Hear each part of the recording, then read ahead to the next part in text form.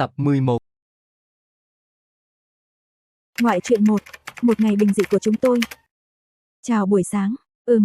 Tôi nhìn vợ mình vừa thức giấc, chỉ nghe thấy tiếng nàng lười biếng đáp lại, sau đó tiến lại gần, nằm trong vòng tay tôi, giống như một nàng công chúa nhỏ đang làm nũng, bật chế độ lười biếng, như thể hoàn toàn không muốn thức dậy vào buổi sáng cuối tuần thư thái này vậy. Công chúa của chị đúng là sâu nhỏ lười biếng mà. Vậy ai là thủ phạm làm em không ngủ đủ giấc đây? Thần thiếp đáng tội, xin công chúa thứ lỗi. Đừng có xưng tiếp nữa, Lom. Tôi không nhịn được cười, tay nhẹ nhàng véo vào má nàng, không biết là vì yêu thương hay vì có chút ghen tị với lời than thở của nàng, mà tôi sau đó lướt đôi môi nhẹ nhàng lên cổ tay vợ, thể hiện tình yêu vô đối, rồi lại hôn lên trán nàng. Đây đã trở thành nghi thức hàng ngày của chúng tôi, một thói quen thuộc về nhau trước khi ngủ và sau khi thức dậy. Chị yêu em. Catherine đáp lại, rồi chậm rãi mở mắt, đối diện với Ueyo, người vừa rời khỏi trán nàng. Nàng thấy đối phương đang làm vẻ mặt giận dỗi, thay thế cho nụ cười dịu dàng khi nói câu, chị yêu em, vừa rồi, như thể muốn nàng chú ý. Em không nói yêu chị, mà chỉ biết, thôi sao? Chẳng phải cũng là, yêu chị, sao? Không được, chị muốn nghe chính miệng em nói, em yêu chị cơ, em yêu chị. Vừa dứt lời, Catherine lập tức nói. Nghe thấy vậy, Ueyo lập tức chu chu môi. Lom, chị hài lòng chưa? Ôi, giờ công chúa của chị càng ngày càng tinh nghịch rồi, còn biết ghẹo chị nữa cơ đấy. Blue học tiếng Thái cũng giỏi lên nhiều rồi đó. Tôi nhìn vợ, thấy nàng nghịch ngợm mà cười không ngừng, rồi lập tức ôm chặt lấy nàng, kéo nàng vào trong vòng tay, không để lộ một khe hở nào để giữa chúng tôi không còn khoảng cách. Cũng giống như buổi sáng bình dị này, chúng tôi dường như chỉ muốn ở lại trong vòng tay đối phương lâu hơn, cảm nhận sự ấm áp và chỉ hoãn thêm một chút nữa rồi mới chịu thức dậy, bắt đầu một ngày mới. Lom, có thể thả em ra không? Em đói. Blue muốn ăn gì vào sáng nay nào? Em chưa nghĩ xong. Vậy để Lom chọn nhé, thế nào? Lom là thực đơn của em, mang ra bàn để em thoải mái, thưởng thức nhé. Không, em muốn ăn cơm, em đói, muốn ăn cơm cơ. Blue ngay lập tức từ chối lời đề nghị đầy tự tin của Ueyo không một chút do dự, thậm chí không suy nghĩ gì. Mặc dù nàng biết đối phương chỉ đang đùa và muốn làm nàng vui, chứ không thật sự định dâng mình làm bữa sáng cho nàng. Trả lời nhanh thế, chẳng chút do dự luôn sao? Không, em không muốn ăn Lom đâu. Blue phải thử cắn một miếng rồi mới hẵng quyết định chứ. Lom quá cứng, em không thể ăn được.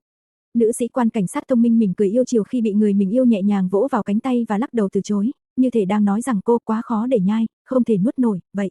Sau đó, Ueyo liền đưa ra một đề nghị mới, cô phồng má và chọc nhẹ ngón tay vào má mình. Như thể muốn hiến dâng bản thân không chút ngần ngại. Phải thử ở đây mới đúng, mềm mềm và ngon lắm đó, em thực sự không có hứng thú sao? Cũng có thể thử. Nếu bị lệch khỏi mục tiêu là gò má mềm mại, thì nó sẽ chuyển thành một nụ hôn ngọt ngào trên cùng một vị trí đó, chính là đôi môi của cô ấy. Nụ hôn ngọt ngào buổi sáng của chúng tôi đã khiến bữa sáng bị trì hoãn thêm một chút, thậm chí có thể là khá lâu, tất cả đều do tình yêu mãnh liệt và sự si mê giữa chúng tôi chưa bao giờ phai nhạt. Tách cacao mà Blue yêu thích đây. Cảm ơn Lom. Em uống một chút để lót dạ đi, chị đi làm bữa sáng cho em. Em cũng muốn đi cùng nữa. Tôi dừng bước, ngạc nhiên nhìn vào mắt vợ mình khi thấy nàng mới chỉ uống một ngụm nhỏ trong tách cacao thôi đã kiên quyết muốn vào bếp với tôi, thay vì như thường lệ ngồi đợi tôi mang món ăn ngon ra bàn. Trước sống cùng ba mẹ ở nhà, chuyện ăn uống thường do người giúp việc lo liệu, và tôi không cần phải vào bếp. Nhưng mỗi khi chúng tôi đến biệt thự nghỉ dưỡng, hoặc khi chỉ có hai chúng tôi ở riêng, mặc dù tay nghề nấu ăn của tôi không thể so với đầu bếp chuyên nghiệp, nhưng những món ăn đơn giản vẫn có thể làm hài lòng nàng công chúa của tôi. Em định đi đâu vậy? Em muốn vào bếp với Lom. Nhưng Blue đâu có biết nấu ăn đâu. Vậy Lom dạy em đi, em đôi khi cũng muốn làm bữa sáng cho Lom nữa. Không được, lỡ như Blue bị thương thì phải làm sao? Lom, gương mặt thanh tú cố tình tỏ vẻ nghiêm túc, như thể đang rất nghiêm túc về chủ đề chúng tôi đang thảo luận. Mặc dù trên thực tế, từ khi nghe thấy tiếng nũng nịu đầu tiên của vợ, tôi đã đầu hàng trước rồi, nhưng tôi vẫn cố nén lại, không muốn dễ dàng nhượng bộ vì rất lo cho nàng công chúa của mình. Không được, dù em có nũng nịu thế nào đi nữa, chị cũng sẽ không mềm lòng. Chị chẳng phải đã nói sẽ làm mọi việc theo ý em sao? Đi mà, cho em vào bếp đi, để em học hỏi một chút.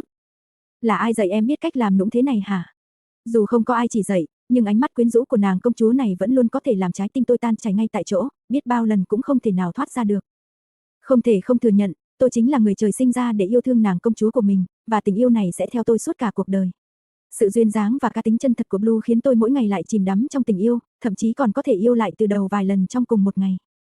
Tại sao càng sống bên nhau lâu, em lại ngày càng biết cách làm nũng vậy? Em đã làm nũng tới mức này rồi, chị vẫn không đồng ý sao? Được rồi, gặp phải nàng công chúa biết làm nũng thế này, thân là vợ, chị cũng chỉ có thể nhượng bộ thôi. Thời khắc này, tôi sẵn lòng chấp nhận thất bại, hoàn toàn không có sức phản kháng mà đầu hàng trước nàng công chúa xinh đẹp của mình. Tôi không ngăn cản nữa mà nắm lấy bàn tay mềm mại của Blue, cùng nhau vào bếp và thắt tạp dề cho nàng. Vợ tôi đã chuẩn bị xong và bắt đầu lớp học nấu bữa sáng đơn giản cùng tôi, một vị đầu bếp tạm thời, cho bữa sáng mang phong cách sinh tồn. Làm bữa sáng kiểu Mỹ, em thấy sao? Được đó. Vậy thì trước tiên phải chiên trứng đã, còn nướng bánh mì nữa. Em muốn tự chiên trứng, em đã thấy chị làm nhiều lần rồi. Vậy em đổ dầu vào chảo trước đi, không cần nhiều dầu, đợi dầu nóng rồi đập trứng vào nhé. Tôi nhìn cô nàng học trò xuất sắc của mình trong lớp học nấu ăn sáng nay, trong lòng vừa lo lắng vừa muốn buông tay để công chúa, người suốt hơn 20 năm sống trong hoàng cung, học được vài kỹ năng mới. Cũng giống như mọi khi, Blue luôn đầy sự tò mò với những thứ mới, và kể từ khi bắt đầu cuộc sống thường dân, nàng luôn hỏi tôi đủ thứ vấn đề. Nhưng tôi chưa bao giờ cảm thấy khó chịu, ngược lại luôn vui vẻ trả lời mọi câu hỏi của người yêu. Vậy là dầu nóng rồi, phải không? Được rồi, em có thể đập trứng vào, nhớ cẩn thận để bỏng đó. Ôi, nóng quá, thấy chưa, chị còn chưa nói xong mà. Em không sao, công chúa của chị là thế đấy, vừa bướng bỉnh vừa cứng đầu. Blue không nhịn được cười, dù việc làm bữa ăn sáng này vô tình khiến bếp núc hơi lộn xộn một tí, nhưng là một người mới bắt đầu, nàng vẫn tràn đầy nhiệt huyết với việc nấu ăn. Trước đây, với tư cách là người kế vị của Madeline, trước khi quyết định từ bỏ danh phận hoàng gia, nàng chưa bao giờ có kinh nghiệm trong việc bếp núc. Mặc dù nàng luôn nói tay nghề nấu ăn của mình không giỏi lắm, nhưng ít nhất vẫn đủ để cả hai sống qua ngày, chỉ là người yêu của nàng có vẻ khiêm tốn thôi. Hôm nay đến đây thôi, phần còn lại để chị làm cho. Nhưng em vẫn chưa làm gì mà. Như vậy là đã tốt lắm rồi, coi như là một khởi đầu tốt đẹp. Em còn muốn giúp thêm nữa cơ. Thôi nào, nếu không da dẻ xinh đẹp của công chúa của chị sẽ bị dầu bắn vào để lại vết sẹo mất. Vậy em chỉ đứng bên cạnh giúp thôi. Tôi mỉm cười đầy cưng chiều, nhìn thấy Blue cuối cùng cũng tìm ra cách để làm trợ lý bếp núc cho tôi, đó là đứng sau lưng tôi, cố gắng dùng thìa giúp tôi chiên trứng. Nhưng lần này chắc sẽ không bị dầu bắn mà la lên nữa, vì nàng đã có tôi, người hộ vệ luôn ở sát bên nàng. Chắc chắn rằng món trứng của buổi sáng nay, ngay cả khi có thêm chút gia vị, cũng không thể giấu đi được sự ngọt ngào tràn đầy, vị ngọt còn hơn cả khi đổ siro lên nữa đó. Lom đang xem gì thế? Vừa nãy chị nhận được cuộc điện thoại từ bạn. Ồ, là Bim gọi rủ chị đi chơi, nhưng chị từ chối rồi, em đừng lo. Em không phải lo chuyện đó, mà chỉ là không muốn chị từ chối bạn bè của mình thôi. Tôi ngạc nhiên nhìn người yêu khi nghe nàng nói vậy. Hôm nay, hai chúng tôi đặc biệt ra ngoài dạo phố, định đi ăn tối cùng nhau, thậm chí còn tính cùng Blue đến rạp chiếu phim, trải nghiệm một buổi hẹn hò của một cặp đôi bình thường. Vì sao vậy, em muốn để chị ra ngoài chơi rồi để em ở nhà một mình sao? Chị cũng cần có bạn bè, cần có cuộc sống xã hội của riêng mình mà. Không phải đâu. Dù sao thì Lom không cần phải lúc nào cũng ở bên em, nếu không bạn bè của chị sẽ không liên lạc nữa đó. Vậy có nghĩa là em chưa biết buổi gặp mặt bạn bè của chị là kiểu gì rồi, phải không? Em có biết? Em biết gì nào, nói chị nghe thử đi. Blue nhìn người yêu đang chờ đợi câu trả lời, trong khi Lom vẫn không buông tay nàng ra. Mặc dù nàng chưa từng tham gia buổi gặp gỡ bạn bè của Lom, nhưng vẫn có thể mường tượng ra được, cộng thêm việc Phai thường xuyên kể những câu chuyện vui về người chị gái này của con bé. Là uống rượu, tụ tập, tiệc tùng, vì Lom trước đây hẳn là chơi rất, không biết kiểm soát, có đúng không? Khoan đã, Blue học được cách nói, không biết kiểm soát, từ đâu thế? Em nghe nói thôi, chắc chắn là Phai chứ không đâu cả. Cái con bé nghịch ngợm đó lúc nào cũng chỉ Blue những từ ngữ kỳ lạ không à. Blue nhìn người yêu, thấy cô ấy chuẩn bị đi tìm em gái tính sổ mà không khỏi mỉm cười đầy cưng chiều. Mỗi lần gặp Phai, em ấy lại chỉ Blue những từ ngữ mới, mở rộng thêm vốn hiểu biết của nàng về tiếng Thái. Tuy vậy, nàng vẫn quay lại chủ đề trước, nghiêm túc bày tỏ suy nghĩ của mình và hy vọng cả hai có thể thẳng thắn với nhau. Nhưng em là nghiêm túc đó, không phải đang bắt bẻ Lom đâu. Nếu chị đi gặp bạn bè, Blue sẽ không tức giận sao? Không giận, cuộc sống của Lom không chỉ dành cho một mình em. Dù chúng ta đã kết hôn, nhưng chị vẫn có một nửa cuộc đời của riêng mình, và quyền quyết định của mình kia mà. Ôi trời, Lom kiếp trước chắc là phải tích phúc dữ lắm mới cưới được người vợ tuyệt vời như Blue đó. Đừng quá lời như thế chứ. Thật mà, Blue của chị là công chúa tuyệt vời nhất thế gian này. Tôi mỉm cười, nhìn Blue dùng ánh mắt xinh đẹp của mình nhắc nhở tôi đừng làm quá lên, đặc biệt là ở nơi công cộng như trong trung tâm thương mại này. Tôi cuối cùng không hôn vào bàn tay của người yêu, mà nghịch ngợm áp lòng bàn tay mềm mại của Blue lên má mình, như thể đang làm nũng. Nếu tối nay Lom muốn đi chơi với bạn thì cứ đi đi, chúng ta sẽ đi xem phim vào một ngày khác vậy. Blue cho phép chị uống say ở nơi khác sao? Em cho phép, vì em biết Lom có thể tự chăm sóc cho chính mình. Vậy là, Lom có thể về nhà muộn luôn sao? Nếu về muộn, nhớ báo trước cho em một tiếng, em có thể sẽ ngủ trước, không cần chờ Lom. Vợ của Lom vừa xinh đẹp, vừa hiểu chuyện, lại còn rộng lượng như vậy. Nhưng em có một yêu cầu. Dù nàng công chúa có đưa ra bao nhiêu yêu cầu, tôi cũng vẫn sẵn lòng làm theo. Đừng nói là một, hai yêu cầu, cho dù là hàng trăm, hàng nghìn, tôi cũng sẵn sàng dùng cả đời này để làm hài lòng Blue, công chúa của tôi. Yêu cầu gì vậy? Đừng nhìn người khác khi say, cũng đừng nói những lời ngọt ngào với ai khác. Chị biết công chúa của chị rất ghen. Nếu đồng ý yêu cầu này, thì chúng ta về nhà, để Lom còn kịp chuẩn bị một chút nữa. Lom không về đâu. Sao vậy? Dù có đi chơi, trái tim Lom cũng không thể nào tập trung nổi. Dù là đi dự tiệc với bạn bè, lòng chị cũng chỉ nghĩ đến em, chi bằng ở bên em luôn cho rồi. Có đi thì bạn bè cũng sẽ đuổi chị về nhà thôi à. Catherine lắc đầu, bất lực trước người yêu luôn thích làm nũng và yêu thương nàng vô điều kiện này. Nàng vốn đã đồng ý để Ueyo ra ngoài thư giãn, nhưng cuối cùng cô ấy vẫn kiên quyết không đi. Nếu một ngày nào đó thực sự bị bạn bè xa lánh, thì đừng có mà trách nàng. Giờ Lom không, chơi mất kiểm soát, nữa à? Không chơi nữa, ra ngoài chơi chán lắm, làm gì bằng được khi ở bên em. Thảo nào mỗi lần chị dẫn em đi gặp bạn bè, họ đều bảo chị thay đổi nhiều quá. Trước đây chị từng là một con hổ dữ, giờ thì đã biến thành mèo con của Blue rồi. Nhưng em lại không thích mèo cho lắm. Hả, em thích chó hơn, vậy thì Lom sẽ trở thành chó con của Blue. Tôi nhìn vợ mình, thấy nàng không thể nhịn cười khi tôi lúc nào cũng biết cách đáp lại. Và thế là chúng tôi lại cùng nhau trải qua một ngày bình dị và ấm áp như mọi khi, và có lẽ mỗi ngày sau này cũng sẽ như vậy. Chỉ cần có thể ở bên nhau như chúng tôi từng khao khát, cuộc sống thực tại đã đủ đầy và hạnh phúc đến mức không cần phải tìm kiếm hay kỳ vọng thêm bất cứ điều gì khác nữa. Thực ra, đôi khi hạnh phúc chỉ đơn giản là được ở bên cạnh. Chỉ cần ngoảnh lại, ta đã có thể nhìn thấy nhau. Ngoại truyện 2, nơi chúng ta cùng mơ ước. Chính là đây, cửa hàng của ba chị. Còn rộng hơn em tưởng tượng nhiều nữa. Ba chị có rất nhiều bất động sản cho thuê, nhưng khi nghe chị nói là Blue muốn mở một cửa hàng, ông ấy đã cho chúng ta tòa nhà này, vì vị trí này thuận tiện nhất. Ueyo giải thích với vợ mình, cô đang dẫn Catherine đến thăm cửa hàng hai mặt tiền này, nơi ba của Ueyo thường cho thuê làm nơi kinh doanh, và người thuê gần đây nhất vừa hết hợp đồng, nên cửa hàng cũng bỏ trống một thời gian. Khi cô bàn với ba mẹ về việc từ bỏ công việc công chức để về mở một cửa hàng sách kiêm quán cà phê nhỏ cùng Catherine, ba mẹ không những không phản đối mà còn hoàn toàn ủng hộ cô và con dâu mà họ yêu quý. Blue thấy thế nào, có thích không? Em thích lắm, nhưng Lom phải nói với ba về việc thu tiền thuê đấy. Hẳn là sẽ rất khó đó, Lom nghĩ em nên tự đến nói chuyện với ba đi. Sao vậy? Bởi vì ba không chỉ không nhận tiền thuê, mà còn định tặng luôn tòa nhà này cho chúng ta đó. Không được, Lom, em không dám nhận ân huệ của ba đâu. Ba rất giàu, chuyện này với ông ấy chẳng đáng là gì cả. Vấn đề không phải ở tiền bạc. Catherine lắc đầu, từ chối lý do Ueyo đưa ra. Mặc dù ba của Ueyo là người có tấm lòng nhân hậu, nhưng nàng thật sự không thể tùy tiện sử dụng cửa hàng này miễn phí mà không trả bất kỳ khoản chi phí nào. Nếu nàng và Ueyo không thể mở cửa hàng sách và quán cà phê theo kế hoạch, thì ba của Ueyo có thể cho thuê lại tòa nhà và tiếp tục kiếm được nguồn thu nhập ổn định từ tiền cho thuê. Nhận đi, Blue, ba thực sự rất muốn hỗ trợ chúng ta trong việc khởi nghiệp đó. Còn chi phí sửa chữa và đầu tư còn lại, chúng ta có thể tự lo mà. Mặc dù ba của Ueyo không giống các anh em trong gia đình, những người chủ yếu hoạt động trong lĩnh vực kinh doanh, nhưng ngoài nghề cảnh sát, ông ấy còn sở hữu rất nhiều bất động sản. Một phần tài sản đó là di sản chia đều trong gia đình. Phần còn lại là tài sản cá nhân mà ông ấy tích góp được từ công sức của bản thân. Gia đình bên mẹ của Ueyo thì điều hành một chuỗi khu nghỉ dưỡng tại Khao Yai, mẹ Yoshita, và bà ấy cũng sở hữu cổ phần. Vì vậy, nếu Ueyo và Catherine muốn, bà ấy có thể mở rộng các chi nhánh khu nghỉ dưỡng mới và giao cho họ quản lý, bắt đầu sự nghiệp của riêng mình. Tuy nhiên, sau khi bàn bạc, Ueyo và Catherine quyết định từ chối, vì họ muốn thực hiện ước mơ của mình theo kế hoạch ban đầu đã đặt ra. Ba mẹ Lom đối với Blue thật tốt. Bởi vì Blue là con dâu tốt nhất, có khi ba mẹ yêu Blue còn nhiều hơn yêu Lom nữa ấy chứ. Sao, chị không phục à?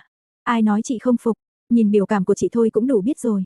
Dù ba mẹ có yêu Blue thế nào đi nữa, cũng không thể bằng Lom yêu em đâu. Catherine thở dài, bất lực trước người yêu luôn ngọt ngào và hài hước, một cựu cảnh sát đã nghỉ việc. Nàng mỉm cười, dù Ueyo đã bị đình chỉ công tác vì bị vu cáo, nhưng sự thật đã được làm sáng tỏ, chứng minh rằng đó là một âm mưu hãm hại cô. Hơn nữa, trong quá trình bảo vệ công chúa Catherine, Ueyo đã lập được nhiều chiến công, không có lý do gì để cô phải từ bỏ nghề cảnh sát khi còn quá trẻ như vậy. Lom này, sao vậy, em yêu? Chị thật sự chắc chắn chứ? Chị chắc chắn mà, chắc chắn hơn cả chắc chắn nữa, về việc yêu Blue nhất trên đời này đó. Không phải cái đó, em muốn hỏi là về việc Lom quyết định từ bỏ nghề cảnh sát ấy. Sao em lại hỏi vậy? Ueyo hỏi, ngạc nhiên nhìn vợ khi nàng bỗng dưng nhắc đến chủ đề mà cô không ngờ tới. Tuy nhiên, cô đã suy nghĩ kỹ về quyết định này và đã nói với ba mẹ. Gia đình không hề ngăn cản, ngược lại còn ủng hộ cô trong từng lựa chọn và quyết định. Như ba mẹ thường nói, chỉ cần con đường cô chọn khiến cô cảm thấy hạnh phúc, họ sẽ tôn trọng và âm thầm ủng hộ ở một khoảng cách phù hợp. Lom có muốn suy nghĩ lại không? Mẹ nói với em rằng Lom rất yêu công việc này và từ nhỏ đã xem ba là hình mẫu rồi. Phải, ba luôn là hình mẫu của Lom, ảnh hưởng rất lớn đến quyết định chọn nghề cảnh sát của Lom, vì Lom muốn trở thành một cảnh sát tài giỏi như ba. Vậy Lom không thấy tiếc nuối sao, khi phải từ bỏ nghề nghiệp mà mình yêu thích? Nếu Lom nói bản thân không hề tiếc nuối, liệu em có tin không? Có, vì em luôn tin tưởng Lom mà. Catherine nhẹ nhàng nắm lấy bàn tay ấm áp của người mình yêu, nhìn thẳng vào mắt cô với ánh mắt đầy sự thấu hiểu và quan tâm. Nàng thông qua ánh mắt Ueyo cảm nhận được tình yêu sâu đậm và quyết tâm vững vàng ấy. Nếu đôi mắt là cửa sổ tâm hồn, thì mỗi lần chúng ta nhìn vào mắt nhau, dù lúc nào, chúng ta đều có thể thấy chính mình phản chiếu trong ánh mắt của đối phương, nơi đó là một vũ trụ sáng ngời, đầy ắp sự ấm áp và tình yêu. Trước khi gặp em, chị luôn nghĩ rằng suốt bao năm qua mình đã cống hiến hết mình cho công việc mà mình yêu thích. Chị đã trải qua nhiều lúc phải đặt cả tính mạng vào những tình huống nguy hiểm để bảo vệ những người vô tội, dù mỗi lần đều bình an trở về, nhưng chẳng ai có thể đảm bảo rằng lần sau, khi nguy hiểm đến, Lom sẽ nguyên vẹn trở về. Cho đến khi gặp em, suy nghĩ của chị mới thay đổi. Catherine im lặng lắng nghe. Chị biết em luôn tin tưởng và tôn trọng mọi quyết định của chị, nhưng vì chị yêu em rất nhiều, nên chị không muốn để em phải sống trong lo lắng và bất an mỗi ngày. Chị không muốn em phải chờ đợi, lo sợ liệu hôm nay Lom có trở về nhà an toàn hay không. Chị không muốn thấy em rơi nước mắt khi nhìn thấy chị bị thương. Chị yêu nghề cảnh sát, dù đến bây giờ, chị vẫn tự hào về những năm tháng đã qua, và chưa từng hối hận về bất kỳ quyết định nào mình đưa ra. Dù là lúc quyết định bước trên con đường mình mơ ước, đi theo dấu chân của người ba là hình mẫu, hay bây giờ là quyết định rời bỏ con đường ấy, vì Ueyo muốn sống một cuộc sống bình dị và giản đơn bên người vợ mình yêu thương và trân quý nhất. Ueyo đã dành sự hy sinh và bảo vệ cho nhiều người, nhưng từ giờ trở đi, Ueyo quyết định sẽ dành tất cả để bảo vệ công chúa của mình, toàn tâm toàn ý chăm sóc và bảo vệ một mình nàng. Bởi vì trong khoảnh khắc này, em chính là người quan trọng nhất đối với Lom, Lom yêu em rất rất nhiều, yêu em như yêu chính mạng sống của mình vậy. Cũng chính vì thế, chị hy vọng mình sẽ sống lâu trăm tuổi, để chúng ta có thể yêu nhau mãi mãi. Ueyo khẽ mỉm cười, cảm nhận cái ôm ấm áp tràn đầy tình cảm của vợ, cảm động trước những lời nói từ tận đáy lòng của đối phương, một cái ôm thật chặt để cả hai đắm chìm trong sự ấm áp và thân mật, cho đến khi nào cảm thấy thỏa mãn. Em cũng muốn sống lâu trăm tuổi, vì Lom. Vậy thì, chúng ta hãy yêu nhau cho đến tận cuối cuộc đời. Cho đến khi làn gió nhẹ mang chúng ta đi, cho đến ngày cuộc đời tàn phai. Chúc mừng em nhé, Khun Blue. Cảm ơn chị, Khun Rose. Catherine cảm ơn người bạn thân Tipperfa vì đã đến chúc mừng ngày khai trương cửa hàng sách kèm quán cà phê của nàng và Ueyo. Cô ấy còn đặc biệt mang theo hoa diên vĩ yêu thích của nàng, được cắt từ nông trại để làm quà tặng. Cửa hàng đẹp thật đó, bầu không khí cũng rất tuyệt nữa, ngồi đây đọc sách cả ngày chắc chắn rất thoải mái. Vậy thì chị phải thường xuyên ghé qua đó.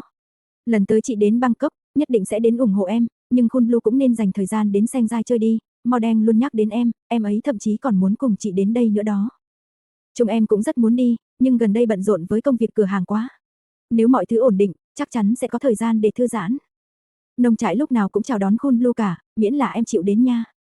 Thì ra mọi người đều ở đây, chị Rose, chị Blue. Catherine quay đầu lại theo tiếng gọi, ra là Lada, giờ đây nàng và Tipperfa thân thiết như chị em vậy, mối quan hệ đã không còn ngượng ngùng như trước kia nữa. Dù sao thì trong ba người, Lada là người trẻ tuổi nhất, và Tipperfa cũng không lớn hơn nàng làm bao. Em biết ngay chị Rose sẽ mang hoa diên vĩ tới, nên em đã chuẩn bị quà khác để tránh trùng lặp nè. Vậy rồi quà của em đâu đi? Chị Nam đã giao cho Khun Lom xử lý rồi. Chị Blue không phải rất thích ăn hải sản sao? Em và chị Nam đã đặc biệt đi mua đó, vừa từ tàu đánh cá về luôn, rất là tươi ngon nha. Cảm ơn em, Lada. Em thật sự rất vui cho hai người đó. Cửa hàng của chị và Khun Lom trông rất tuyệt, chắc chắn sẽ có rất nhiều khách ghé thăm cho mà xem. Và Lada lúc nào cũng có thể đến nha. Chỉ cần đến đây, em nhất định sẽ ghé thăm hai người. Nhưng chị cũng hãy dành chút thời gian đến Hua Hin chơi đi, em đã chuẩn bị sẵn sàng để đón tiếp hai người rồi đó. Khun Rose vừa mời chị đến Sengzai này. À đúng rồi, Lada, em cũng hãy dẫn Khun Nam đến nông trại chơi đi, đừng chỉ mãi vùi đầu vào công việc như vậy, hai người làm việc vất vả quá rồi đấy. Sau một hồi trò chuyện vui vẻ, cả nhóm đã trao đổi về cuộc sống gần đây của nhau, vì đã lâu rồi không có dịp tụ họp đông đủ như vậy. Lúc này đây, sự xuất hiện của một người đã thu hút tất cả sự chú ý của họ. Một tách cà phê thơm ngon được mang lên bàn, và người pha chế chính là Ueyo, cựu nữ sĩ quan cảnh sát, giờ đây đã mặc tạp dề và hoàn toàn hòa nhập với công việc mới của mình. Cô trông thật khác biệt, nhưng cũng lại có một sức hút vô cùng đặc biệt. Cà phê ngon đến rồi đây. Khun Lom này, diện mạo mới trông khác biệt thật đó. Trông khác, có phải nghĩa là em vẫn rất đẹp trai, không, Khun Rose? Dĩ nhiên rồi, rất đẹp trai, nha. Khi Ueyo nghe Tipperfa khen ngợi, cô ngay lập tức mỉm cười thỏa mãn. Dù đã từ bỏ nghề cảnh sát, cô vẫn giữ vững sự tự tin và phong thái của mình. Cô đã đặc biệt đi học một khóa pha chế cà phê. Và giờ đây cuối cùng cũng có thể làm ra những chiếc ly cà phê chính tay mình pha. Và mở một cửa hàng cà phê của riêng mình. Đây là thành quả của cô sau khi pha chế hơn trăm cốc cà phê, và thử nghiệm cùng Blue vô số lần, thậm chí có vài hôm tối muộn vì uống quá nhiều cà phê, thành ra không ngủ được. Lần đầu tiên em thấy Khun Lom bỏ súng, cầm ly cà phê đó. Cho Lada cười nói, giờ vẫn chưa giỏi lắm đâu, Khun Lada, em thử xem đi, đừng ngại nhé. Cơ mà đồ uống của Khun Blue không phải cà phê sao? Blue không thích cà phê đen, nên em đã pha cho cô ấy một ly ca cao nóng. Nhưng vừa rồi em có hỏi chị Đinh và chị Nam, thì biết được hai người thích uống gì rồi. Với vẻ mặt thanh tú, tôi mỉm cười nhẹ nhàng đáp lại sự quan tâm của Khun Rose. Tôi luôn chăm sóc công chúa của mình một cách chu đáo, biết rõ sở thích của Blue, từ những gì nàng thích cho đến những gì nàng không thích. Vì thế, tôi luôn tận tình chăm lo, để Blue có thể yên tâm trong mọi việc. Chính những sự quan tâm này, dù là những chi tiết nhỏ nhặt trong cuộc sống hàng ngày, nay đã trở thành một phần thói quen trong cuộc sống vợ vợ của chúng tôi. Cặp đôi này ngọt ngào đến mức cà phê cũng trở nên nhạt nhẽo rồi, ngay cả chị còn không biết mình và chị Đinh có chịu nổi hay không nữa. Lada em thì không chịu nổi rồi đó, phải khuất phục rồi. Có cần gì thì nói với chị ngay nhé. Tôi mỉm cười gật đầu với Lom, sau đó quay người tìm đến các chị em đang ngồi trò chuyện cùng mình ở quầy đồ uống. Khi tôi quay lại nhìn Khun Rose và Nong Lada bên cạnh, cả hai đều đang mỉm cười rạng rỡ, như thể họ đã sẵn sàng để trêu ghẹo về sự ngọt ngào vừa rồi của tôi và Lom. Dù sao thì, trong ba cặp đôi của chúng tôi, hiện tại dường như ai cũng đồng ý không có cặp đôi nào có thể sánh bằng sự ngọt ngào giống như tôi và Lom. Không chỉ vì Lom luôn nói những lời ngon tiếng ngọt, mà còn vì sự hài hước của cô ấy, luôn biết cách làm tôi vui. Cũng chính vì thế, tôi hoàn toàn có thể hiểu vì sao mọi người lại đặt cho cô ấy biệt danh là Cố vấn Wayo. Này, Phai, đừng có cười nữa. Không thể, em thực sự không nhịn được, nhìn chị Lom bây giờ, em còn không thể tin vào mắt mình. Có gì đâu, chị thấy Lom bây giờ rất ổn mà. Đin à, chị nhìn chị Lom bây giờ đi, từ một nữ sĩ quan cảnh sát xuất sắc giờ đã trở thành một người vợ đảm đang, rồi đó. Không phải người vợ đảm đang, chị là barista nha. Hai đứa cứ mỗi lần gặp là lại cãi nhau à? Ueyo gật đầu đồng tình với sự ủng hộ từ Kasama và Apo, vì Aizima đã gây rối một chút khi đến cửa hàng, tiện thể chúc mừng họ khai trương quán Iris Bookstore và cà phê. Đây chính là công trình tâm huyết mà tôi và Blue đã cùng nhau tạo nên. Ngay từ đầu, chúng tôi đã cùng nhau nỗ lực, đưa ra vô số ý tưởng, chú ý đến từng chi tiết nhỏ, và cuối cùng tạo ra một nơi giống như trong mơ của chúng tôi. Chúng tôi muốn nơi này trở nên ấm cúng và thoải mái, như một ngôi nhà thứ hai, nơi ta có thể dành cả ngày ở đó mà không cần phải vội vã. Au, Phai chỉ đùa xíu thôi mà. Có phải ghen tị với tình yêu của bọn chị không? Không hề, chỉ là em ghen tị với hạnh phúc của hai người thôi. Chị gái nhìn cô em út còn độc thân với vẻ mặt có chút trống vắng, rồi nhẹ nhàng vỗ vai con bé một cách an ủi đầy thấu hiểu. Cô cũng từng là người độc thân, nên hoàn toàn hiểu cảm giác đó. Giống như chị Đinh có Khun Rose là người yêu, chị Nam thì xem Khun Lada còn quan trọng hơn cả công việc. Còn bản thân cô cũng đã có công chúa xinh đẹp của đời mình. So với họ, Phai đến nay vẫn chưa được trải nghiệm tình yêu là gì, vì vậy mà đôi khi cô ấy cảm thấy cô đơn và ghen tị. Nếu cảm thấy cô đơn, thì thử mở lòng ra xem.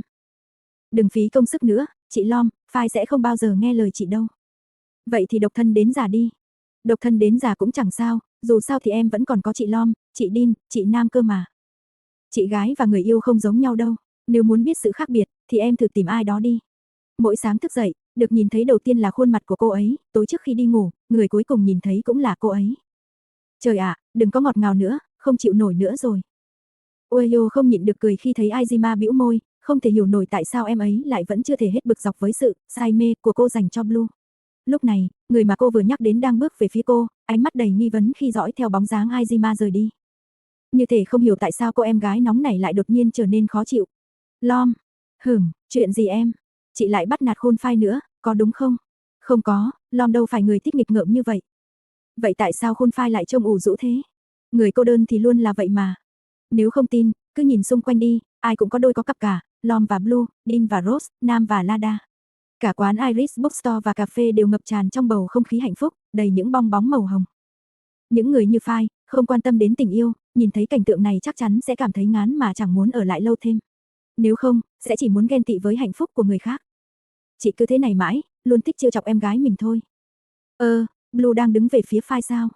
Không phải đứng về phía Khun Phai, nhưng em ấy dù sao cũng là em của chị mà. Nhưng Blue là vợ Lom, cũng là công chúa của Lom. Đừng có làm nũng nữa, nơi này đâu chỉ có mỗi hai chúng ta đâu. Blue nhẹ nhàng ngừng lại, giọng điệu không hề trách móc mà tràn đầy yêu thương. Thực ra, khi nàng đến nói chuyện với Lom, đã được Lom ôm chặt mà chẳng để ý gì đến những khách hàng xung quanh đang tận hưởng bầu không khí vui vẻ của lễ khai trương cửa hàng rồi. Chị Din và Khun Rose cũng ngọt ngào đến mức chẳng quan tâm đến ai, chị Nam và Khun Lada cũng thế. Cho nên, chị và em không thể chịu thua được. Cũng đâu cần phải so sánh sự ngọt ngào như vậy. Đây không phải là so sánh, Lom chỉ muốn cùng em tận hưởng những giây phút ngọt ngào của riêng chúng ta thôi. Nếu chị Din và Khun Rose đang ngọt ngào đút cho nhau ăn đồ ăn vặt. Nếu chị Nam và Khun Lada đang nhẹ nhàng lau miệng cho nhau.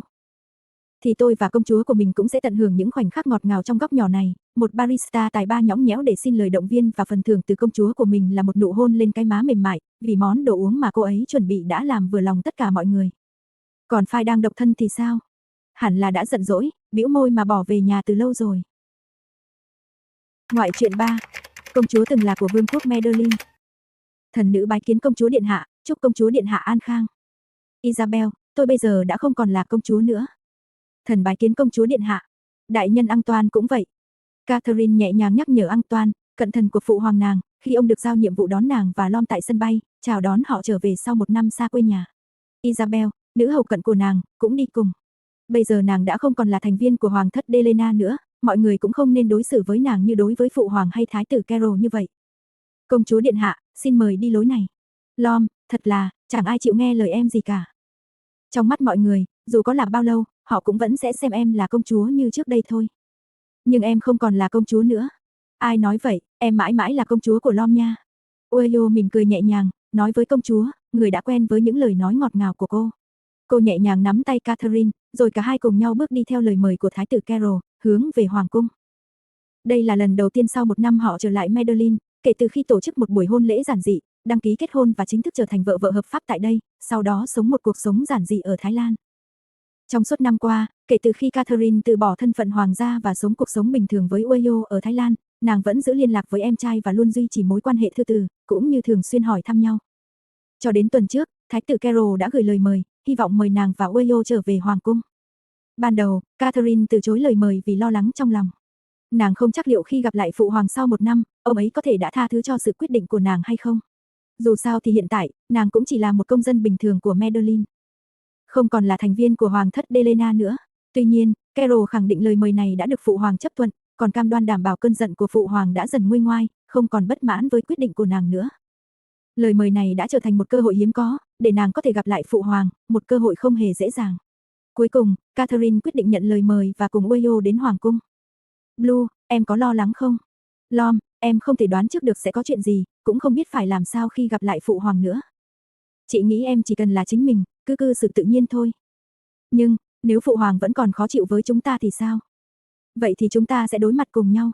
Oyo nắm tay vợ, mỉm cười dịu dàng, khích lệ nàng.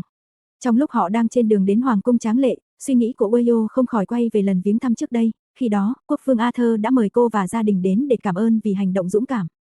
Lúc đó, ngài ấy sẵn sàng trao bất kỳ phần thưởng nào, nhưng cô lại không hề yêu cầu điều gì. Cho đến hôm nay, Oyo vẫn kiên định tin tưởng cô không cần bất kỳ phần thưởng nào, bởi vì khi ấy, cô chọn mạo hiểm để bảo vệ công chúa kế vị của Medellin không phải vì danh dự hay phần thưởng, mà chính vì trách nhiệm và lòng trung thành. Hơn hết là bây giờ cô đã có được phần thưởng quý giá nhất trong cuộc đời mình, chính là Catherine Blue Delena, người vợ lúc nào cũng ở sát bên cô. Công chúa Catherine và Khun Oyo, cảm phiền đợi một lát, thần nữ sẽ đến thông báo với thái tử Carol và quốc vương Arthur rằng công chúa Catherine đã đến. Cảm ơn, Isabel. Catherine biết nàng không thể ngăn cản sự kiên quyết của Isabel, cuối cùng chỉ có thể để Isabel đi và tiếp tục xưng hô với nàng bằng kính ngữ như trước. Những người hầu khác cũng vậy, vẫn xem nàng là công chúa kế vị của Medellin như ngày xưa, không có gì thay đổi. Một năm trôi qua, ngoài thời gian trôi đi, mọi thứ trong cung dường như không thay đổi gì. Ngay từ bước chân đầu tiên khi bước vào, cảm giác quen thuộc ngay lập tức ùa về, như thể đây vẫn là ngôi nhà mà nàng yêu thích từ thuở nhỏ.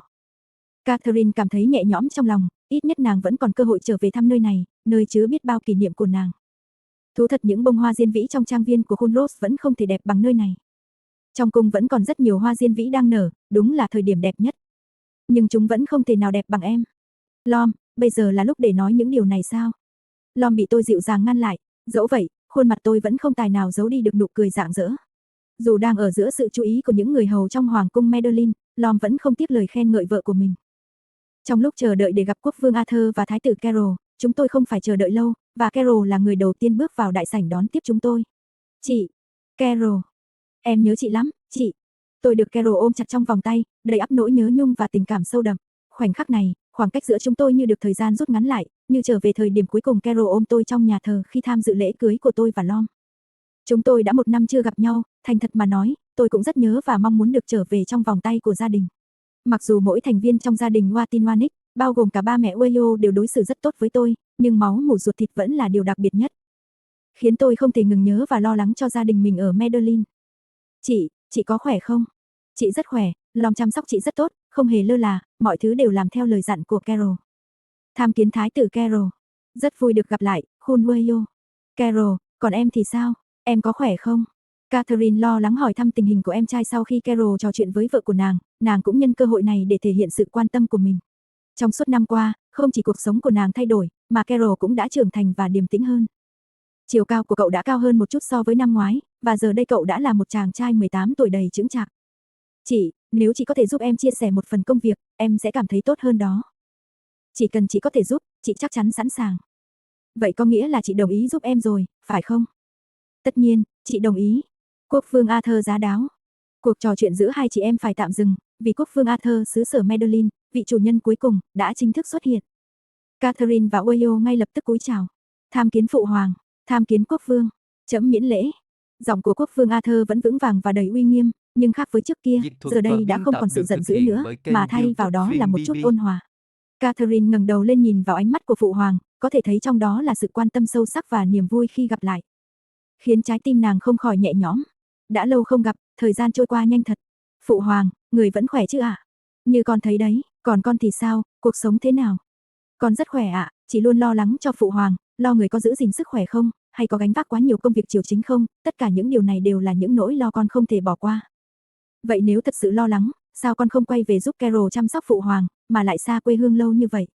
Phụ hoàng, cũng chính là những gì em từng đề cập với chị trước đây đó, để chị được nghe chính miệng phụ hoàng nói. Carol, chuyện này là sao? Catherine bối rối hỏi, không thể theo kịp tình hình trước mắt. Nàng không dám mong mỏi phụ hoàng sẽ tha thứ cho quyết định của mình, quyết định từ bỏ vai trò là người kế vị của Medellin để sống cùng người mình yêu, là Ueyo. Nàng hiểu quyết định của bản thân có thể nói là một sai lầm lớn. Mặc dù nàng cảm thấy nhẹ nhõm vì phụ hoàng không trừng phạt nàng một cách nghiêm khắc, nhưng nàng cũng sẵn sàng chịu trách nhiệm và chấp nhận từ bỏ danh phận hoàng gia của mình. Nhưng, lời nói của phụ hoàng lúc này có phải là dấu hiệu của việc ông ấy đã tha thứ cho nàng không? 2 năm sau khi em lên ngôi vua, điều đầu tiên em muốn làm chính là cải cách các quy định và chế độ đã quá lạc hậu của hoàng gia chúng ta. Em nghĩ không ai bị buộc phải từ bỏ thân phận và địa vị vì tình yêu. Chị cũng không cần phải từ bỏ mọi thứ chỉ vì chọn sống với một thường dân. Em mong muốn sẽ khôi phục lại thân phận của chị, vì vậy em đã đến xin phép phụ hoàng về chuyện này. Đã là vua thì phải có trách nhiệm với thần dân Medellin, Carol không cần lãng phí thời gian vào chuyện của chị. Chị muốn em tập trung vào việc cải thiện cuộc sống của nhân dân, thay vì dành tâm trí của em vào việc khôi phục danh hiệu của chị. Cũng giống như phụ hoàng từng nói với con rồi, phụ hoàng đã sớm đoán được chị con sẽ trả lời như vậy. Catherine lập tức ngây người. Dù ở đâu, hay ở bất kỳ cương vị nào, con vẫn luôn đặt lợi ích của thần dân Medellin lên hàng đầu. Vậy thì phụ hoàng sao lại cho rằng con không xứng đáng làm công chúa của Medellin được nữa kia chứ? Phụ hoàng, người không còn giận vì quyết định của con nữa sao ạ? Suốt thời gian qua, phụ hoàng đã suy nghĩ rất nhiều, sẽ không ngăn cản tình yêu của con với Junueyo, và cũng sẽ không phản đối những gì Carol đã làm cho con. Nghe vậy, Catherine sau đó bước tới ôm lấy phụ hoàng đang dang rộng vòng tay đón chào nàng. Suốt thời gian qua, cuối cùng thì cha con họ cũng đã có thể gặp lại nhau, và sự chu đáo của Carol, cũng như tấm lòng nhân hậu của phụ hoàng nàng, là những điều mà nàng không thể lường trước được. Con cảm ơn phụ hoàng vì lòng khoan dung và tình yêu thương của người.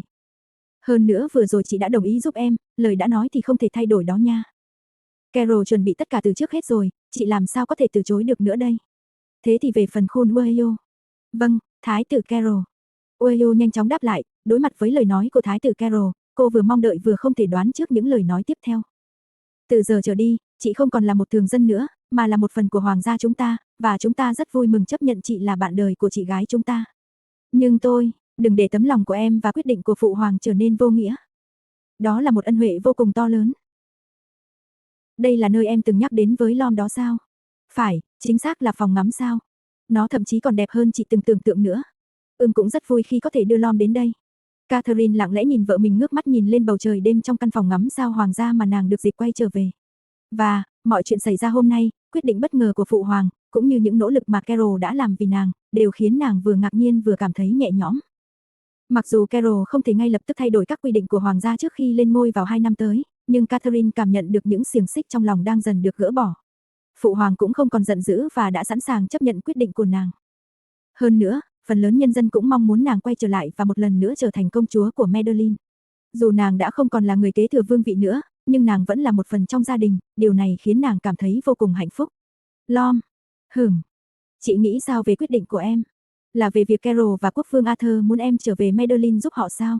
Phải, em đã không trả lời phụ hoàng và Carol lâu như vậy vì em không muốn quyết định một mình. Ueyo mỉm cười nhìn vợ mình, cô hiểu đây là một quyết định quan trọng, sẽ trở thành một bước ngoặt mới trong cuộc đời. Từ một công chúa kế thừa vương vị cho đến việc sẵn sàng trở thành một thường dân, để rồi giờ đây, Catherine có thể sẽ trở về với vinh quang như trước kia. Dù không còn quyền kế thừa vương vị, hay không còn là người thừa kế thứ nhất, nhưng nàng vẫn sẽ mãi là công chúa cao quý, vẫn là người mà Ueyo yêu thương và trân trọng nhất. Vì vậy, Ueyo không nghĩ mình cần phải ngăn cản tương lai và sự phát triển của người mình yêu. Đối với Lom, mọi chuyện đều nghe theo quyết định của em. Không, em muốn Lom cùng suy nghĩ và quyết định, chứ không phải lúc nào cũng chiều theo ý của em. Vậy thì chúng ta hãy lắng nghe suy nghĩ em trước đi, em có suy nghĩ gì về vấn đề này? Một mặt, em muốn quay lại giúp Carol và Phụ Hoàng, nhưng mặt khác, em lo cho cửa hàng của chúng ta, lo chị sẽ cảm thấy lạ lẫm hoặc không thoải mái khi ở Madeline trong 2 năm tới, cho đến khi Carol chính thức lên ngôi, em mới có thể yên tâm giao lại mọi thứ cho em ấy. Em không cần lấy cảm giác không thoải mái của chị làm lý do đâu. Tại sao? Bởi vì điều đó chắc chắn sẽ không bao giờ xảy ra. Oyo nhẹ nhàng nắm tay vợ, kéo nàng ngồi xuống chiếc ghế sofa mềm mại, hơi nghiêng người để Catherine có thể giúp vào vai mình. Dưới bầu trời sao rộng lớn với vô số những vì sao lấp lánh, chủ đề đêm nay đối với chúng tôi đặc biệt quan trọng và rất nghiêm túc. Blue, hãy nghe chị nói nhé. Em đang nghe đây. Dù ở Thái Lan hay ở Madeline, chỉ cần được ở bên em, chăm sóc em, quan tâm em, và trao hết tất cả tình yêu cho em, thì Lom đã mãn nguyện và cảm thấy vô cùng hạnh phúc rồi.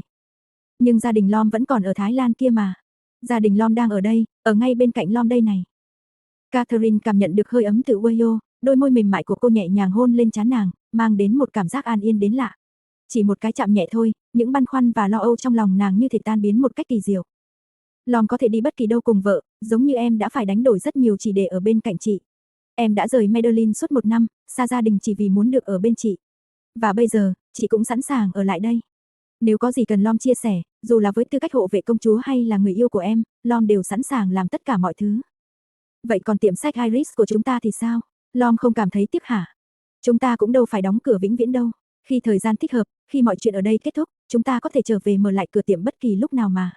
Hơn nữa, người dân Madeline của Blue ở đây quan trọng hơn. Cảm ơn Lom. Chuyện nhỏ vậy mà, em không cần cảm ơn chị đâu. Nhưng em nhất định phải cảm ơn Lom, bởi vì Lom luôn yêu thương, thấu hiểu và làm mọi điều vì em thật sự không biết phải làm gì để đền đáp cả. Chỉ cần em yêu chị nhiều hơn nữa là đủ rồi. Nếu chỉ có mỗi điều này, thì em đâu cần phải đền đáp nữa. Sao vậy? Bởi vì em yêu chị mỗi ngày, và sẽ luôn yêu chị như vậy. Chị cũng yêu em rất nhiều, và trân trọng em hơn tất cả mọi thứ.